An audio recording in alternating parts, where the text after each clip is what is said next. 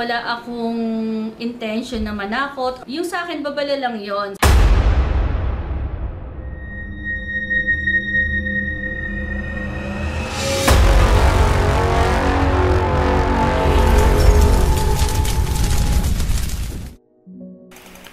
Hello po mga ka-PTV, sa video na ito ay tatalakayin natin ang masasamang pangitain sa Pilipinas na magaganap sa susunod na linggo.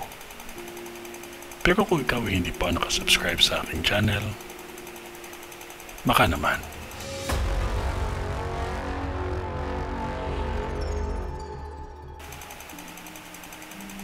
May mga kumakalat na mga video sa social media tungkol sa isang prediksyon na magaganap sa Pilipinas sa susunod na linggo. Pakinggan po natin ang naturang prediksyon. Isang malakas na lindol ang yayanig sa gitnang Luzon na may lakas na 8.2 magnitude. Ito ay magmumula sa ilalim ng lupa na magiging dahilan ng pagkagising ng dalawang bulkan na Mayon at Pinatubo. Ayon sa mga nakakita ng pangitain, may maririnig na misteryosong boses mula sa ilalim ng lupa na magbabala ng malaking pagbangon.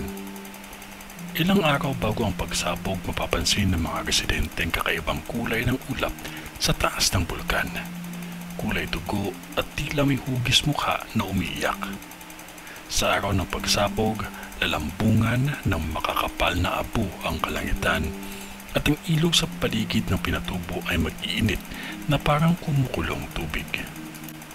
Isang itim na ibon di umano ang makikitang umiikot-ikot sa tuktok ng bundok ilang minuto bago ang pagsabog. Madaming nagsasabing ito ay hindi lamang kalikasan, kundi isang babala na may matagal ng galit ang bundok sa mga taong nakalimot sa kanyang lakas.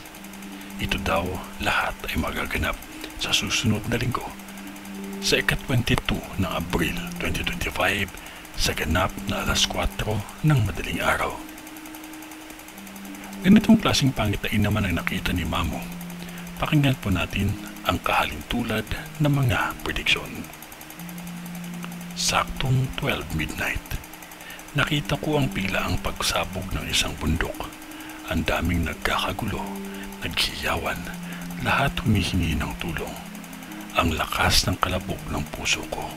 Tapos yung isang babae, narinig ko, sabi niya, ayan na ang lahar, galing kay Mount Pinatubo. Bigla ako nagising, ang lakas ng kalabog ng puso ko. Mag-ingat po ang lahat. Kung ano man yun, wala pa din makakatalo sa daigdig na panalangin natin sa Diyos, kasi mahal niya po tayo at sa Kanya lamang tayo magtiwala. Sa ngalan ng Diyos Ama, ng Diyos Anak, at ng Diyos Espiritu Santo. Amen.